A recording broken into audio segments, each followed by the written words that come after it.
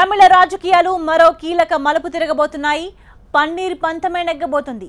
BJP వ్యూహాలు ఫలించబోతున్నాయి. మొత్తంగా రెండాకుల మధ్య కమలం వికసించబోతోంది. ముఖ్యమంత్రిగా పన్నీర్ రీఎంట్రీతో పాటు తమిళనాడులో బీజేపీ ఎంట్రీ ఖాయంగా కనిపిస్తోంది. ఆ దిశగా ఓపీఎస్, ఈపీఎస్ క్యాంప్ల మధ్య సయోధ్య కుదిరింది.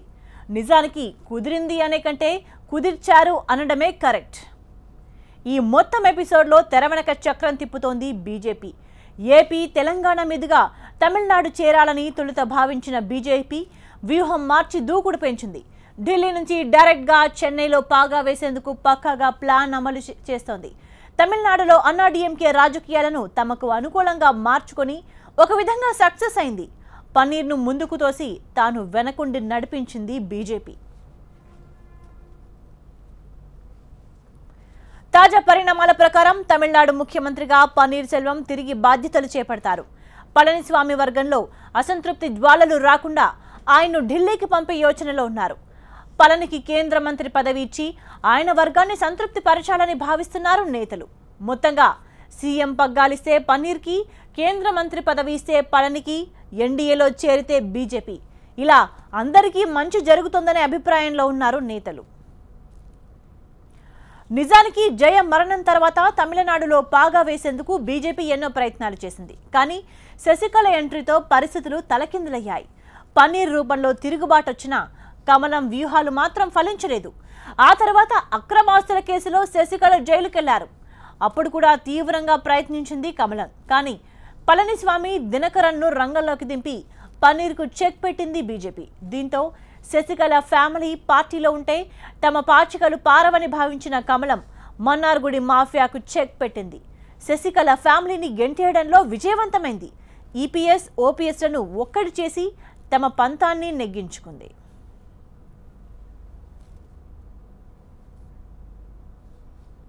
ఇక తమిళనాడులో తాజా పరిణామాలకు సంబంధించి పూర్తి సమాచారాన్ని మా ప్రతినిధి మురళి అందిస్తారు. మురళి, సో మొత్తానికి బీజేపీ మాత్రం తమిళనాడులో ఎంట్రీ కోసం భారీ వ్యూహంతో ముందుకు వెళ్తోంది. పైకి మాత్రం అంతర్గత వ్యవహారాల్లో ఏడీఎంకే వివాదాల్లో మేము జోక్యం చేసుకోవడం లేదని పదే పదే చెబుతున్నప్పటికీ లోపల జరుగుతున్నటువంటి వ్యూహాలు మాత్రం పక్కాగా తమిళనాడులో ఎంట్రీ కోసం జరుగుతున్నటువంటి పరిణామాలు అనేవి ప్రస్తుతం మనకు అర్థమవుతోంది. ఇటీవల గత 2 నెలలుగా కూడా జరుగుతున్నటువంటి వివాదాలు ఏవైతే ఉన్నాయో ఆ వివాదాల పరిష్కారానికి బీజేపీ ఎత్తుగడ వేసింది. అందుకే ఇటీవల వచ్చినటువంటి ప్రతి అంశాన్ని కూడా క్యాష్ చేసుకునే ప్రయత్నం చేస్తోంది. ఐటీ అధికారుల దాడులు కావచ్చు, ఆర్కే నగర్ ఎన్నికల్లో తలెత్తినటువంటి వివాదాలు కావచ్చు, ఆ తర్వాత ఎన్నికల సంఘానికి ఎన్నికల గుర్తు కోసం, 2 ఆకుల గుర్తు కోసం దినకర చేసినటువంటి ప్రయత్నాన్ని కావచ్చు, ప్రతి అంశాన్ని కూడా బీజేపీ క్యాష్ చేసుకుంది. ముందు నుంచి కూడా ఒక ఐబీ ఇంటెలిజెన్స్ బ్యూరోని కూడా ఒక గట్టి నిఘా ఉంచి శశికళ వర్గం ఏం చేస్తోంది, ప్రతి అంశాన్ని కూడా నిశితంగా పరిశీలించింది. తమకు కలిసి వచ్చే ఏ చిన్న అంశాన్ని కూడా వదిలిపెట్టకుండా ప్రయత్నాలు ప్రారంభించింది. ఆ ప్రయత్నాలు ఫలించాయి. కేసుల్లో ఇరుక్కున్నటువంటి దినకరన్ను ఎరగా వేసి ఇరు వర్గాలను కలిపే ప్రయత్నం చేసింది. అందులో భాగంగానే పన్నీర్ సెల్వం ద్వారా రాజీ మంత్రాన్ని ముందుగా మాట్లాడించింది. ఆ తర్వాత పళనిస్వామి వర్గం కూడా అందుకు సిద్ధమన్నట్టు పలికించిన తర్వాత ఇరు వర్గాల మధ్య చర్చలకు కూడా తెరతీసింది. సో ప్రస్తుతం 3 రోజులుగా చర్చలు జరుగుతున్నాయి. 2 వర్గాలు కూడా కలిసిపోయేందుకు అన్ని ఏర్పాట్లు కూడా జరిగాయి. ఇక విలీనానికి సంబంధించినటువంటి ఒక తేదీ మాత్రమే ఇక ప్రకటించాల్సిందన్నటువంటి ప్రచారం అలాగే సమాచారం కూడా బయటకు వచ్చినటువంటి నేపథ్యంలో అయితే ఎప్పుడు విలీనం ఉంటుందన్నటువంటి విషయం కంటే కూడా విలీనానికి కొన్ని డిమాండ్లు ఉన్నాయి. ఆ డిమాండ్లకు సంబంధించినటువంటి చర్చలు జరుగుతున్నాయి. ఈ డిమాండ్లో కొలిక్కి వచ్చిన తర్వాత విలీన తేదీని ప్రకటిస్తాం. ఇరు వర్గాల భేటీ తర్వాత దీనిపై స్పష్టత వస్తుందని బయటికి ఇరు వర్గాలు చెబుతున్నప్పటికీ లోపల మాత్రం జరగాల్సినటువంటి మంతనాలన్నీ జరిగిపోయి అన్ని ఏర్పాట్లు కూడా జరిగిపోయి రంగం మొత్తం సిద్ధమైంది. బీజేపీలో అన్నాడీఎంకేని విలీనం చేసేందుకు అన్ని ఏర్పాట్లు కూడా పూర్తి చేసుకున్నట్టు తెలుస్తుంది. అయితే ప్రస్తుతానికి మాత్రం 2గా విడిపోయినటువంటి అన్నాడీఎంకేలోని పన్నీర్ సెల్వం వర్గం అలాగే పళనిస్వామి వర్గం ఈ 2 వర్గాల విలీనం అనేది జరగాలి. ముందుగా వీరందరికీ డిమాండ్లు ఏవైతే ఉన్నాయో ప్రధానంగా ఆ డిమాండ్లన్నీ పరిష్కారం చేసినట్లుగా వీరుకున్నటువంటి పదవుల పంపకాలు ఏవైతే ఉన్నాయో ముందుగా వాటిని పరిష్కరించాలి.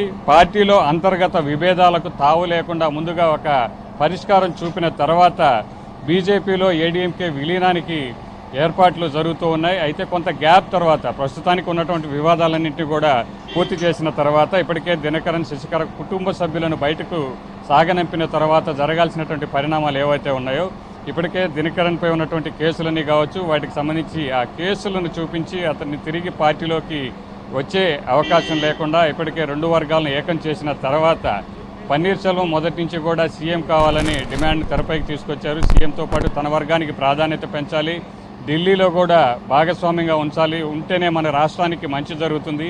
డిఎంకే నుంచి కూడా మనకు ఒక థ్రెట్ అనేది ఉంది, మన క్యాడర్ని పూర్తిగా విచ్ఛిన్నం చేసేటువంటి అవకాశం ఉంది, పార్టీని పూర్తిగా తుడిచిపెట్టేటువంటి వ్యూహంలో కూడా డిఎంకే ఉంది. కాబట్టి మన క్యాడర్ని కాపాడుకోవాలి, ప్రభుత్వాన్ని నిలుపుకోవాలంటే ఖచ్చితంగా కేంద్రం యొక్క సపోర్ట్ అవసరం. ఆ దిశగానే ముందుకు వెళ్లాల్సిన అవసరం ఉందని పన్నీర్ సెల్వం ముందు నుంచి కూడా పార్టీలో ఉన్నటువంటి క్యాడర్ను నమ్మించే ప్రయత్నం చేస్తున్నారు, వారిలో ఒక భరోసా కల్పించే ప్రయత్నం చేస్తున్నారు. సో ఇటీవల కాలంలో జరిగినటువంటి పరిణామాల నేపథ్యంలో ఎమ్మెల్యేలందరూ కూడా పళనిస్వామి వెంట ఉన్నప్పటికీ, పళనిస్వామిని సీఎంగా ఎన్నుకున్నప్పటికీ పార్టీలో మెజారిటీ క్యాడర్ అనేది మాత్రం పన్నీర్ సెల్వం వెంట ఉంది.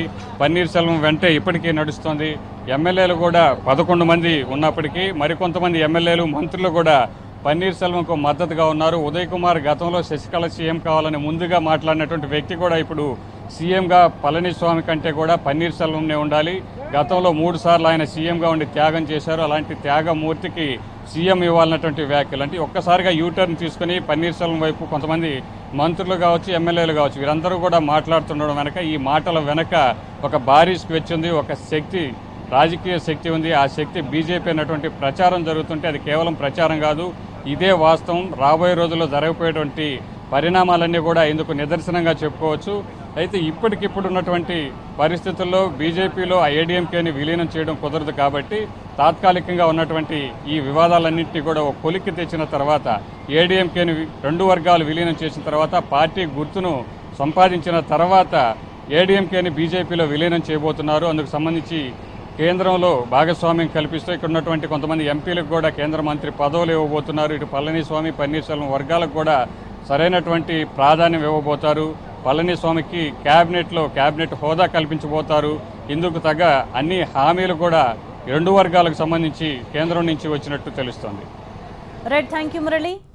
మొత్తానికి తమిళ రాజకీయాలు నిరంతరాయంగా ఉత్కంఠ రేపుతూనే ఉన్నాయి.